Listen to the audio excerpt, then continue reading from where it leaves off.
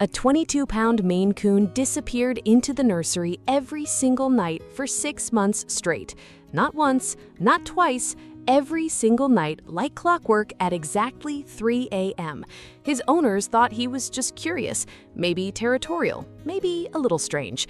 They had no idea what he was actually doing in there, and when they finally found out, they never looked at him the same way again. His name was Aslan, and from the moment they brought him home, nobody knew what to make of him. He wasn't a lap cat, he wasn't playful or needy or eager to impress anyone. He was something else entirely. At 22 pounds of pure Maine Coon muscle, with a mane that made him look like something that belonged in the African savanna rather than a 2-bedroom apartment in Portland, Aslan moved through the house with the kind of quiet authority that made people step aside without quite knowing why. His amber eyes didn't dart around the room the way a normal cat's do. They settled, they evaluated, they decided. And once Aslan decided something, that was the end of the conversation. His owners, a couple named Daniel and Mara, had adopted him 3 years before their daughter was born. Back then, they thought they understood him well enough. He slept at the foot of the bed, he ate on schedule, he watched the front door every evening. He was, by any reasonable measure, a perfectly good cat. But the night they brought Maya home from the hospital, something shifted. Aslan sat at the edge of the living room and watched them carry her through the front door. He didn't approach, he didn't retreat, he didn't make a sound. He just watched, with those still, amber eyes, processing something no one else in the room could name. It was like he was making a decision, Mara said later, like he looked at her and something clicked, right there. Nobody knew yet what he had decided. The first few weeks were exhausting in the way that only new parents truly understand.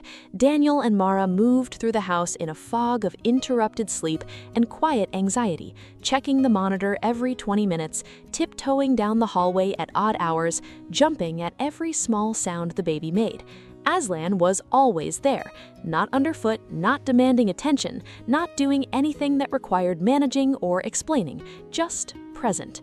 A constant, heavy, amber-eyed presence at the edge of every room they entered, watching, always watching. And then the 3 a.m. vigils began. It started in week 3. Daniel got up for a nighttime feeding and noticed the nursery door was slightly open. He was certain he had closed it before going to bed. He pushed it open slowly, expecting to find Aslan sprawled on the nursing chair, or sniffing around the laundry basket, or doing whatever cats do when they believe no one is paying attention.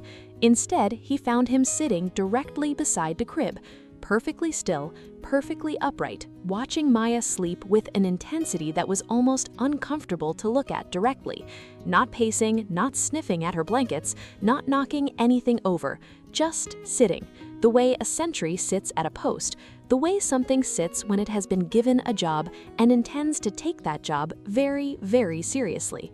Daniel stood in the doorway for a long moment. He didn't know whether to be moved or unsettled. He chose to be moved. He closed the door softly, he went to bed. But the next night, Aslan was there again, and the night after.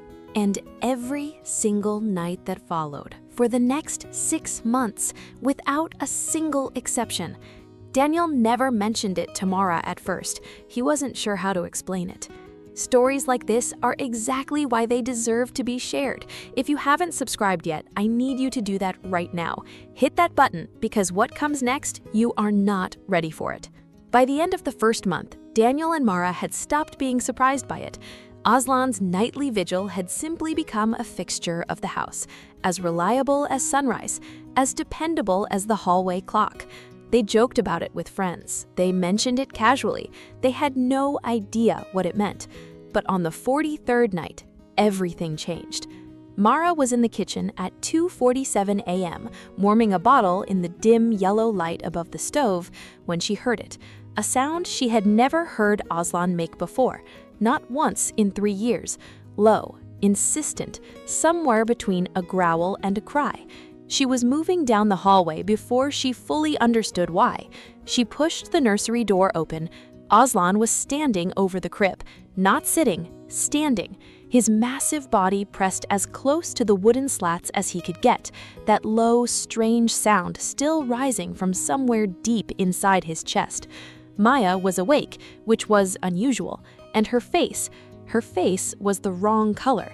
Her breathing was too fast, too shallow, too labored for a newborn who had just been perfectly fine 2 hours ago. Mara grabbed her and called for Daniel in the same breath.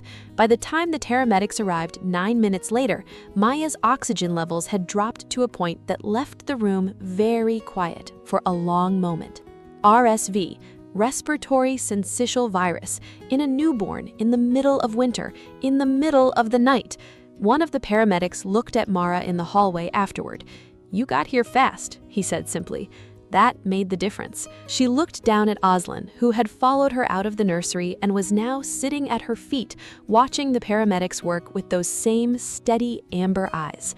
Mara didn't say anything. She didn't need to. She had gotten there fast because Aslan had told her to come. Months later, when Maya was healthy and sleeping soundly through the night, Daniel tried to explain it to his mother on the phone. He said Aslan seemed to know that something in that animal understood what a baby's breathing should sound like, and, more importantly, what it shouldn't. His mother said maybe it was coincidence. Daniel didn't argue. He just thanked her and hung up, because he knew what he had seen. He knew what those 9 minutes meant. There is documented research on cats and their sensitivity to physiological changes in people they bond with. Subtle shifts in breathing pattern, small changes in body temperature, signals that fall entirely below the threshold of human senses, even when we are standing in the same room. We don't fully understand it yet, but it is real. Aslan had heard something that night that no one else could hear, and he had done the only thing within his power to do. He had called for help. Some loyalties are not trained into an animal. Some protections don't come from obedience or careful breeding. They come from somewhere older than all of that. Something that existed long before houses and nurseries and baby monitors. Aslan still sleeps outside Maya's door every single night. She is 2 years old now. She calls him Ah with both arms outstretched. She grabs fistfuls of his magnificent mane with the fearless confidence of someone who has never once been given a reason to be afraid of him, and he endures it, patiently, deliberately, with the quiet grace of something that has made its choice and will not be moved from it. He still appears at the edge of her bed when she is sick. He still shows up before he is called. He still watches with those amber eyes that understand more than they have any right to. Some people will tell you he's just a cat, a very large, very striking cat, that what happened on night 43 was coincidence and nothing more. But Daniel and Mara don't say that.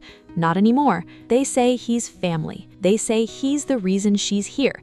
And late at night, when the house is quiet and the monitor hums softly, and Aslan is exactly where he has always been, they say something else. They didn't deserve him. They say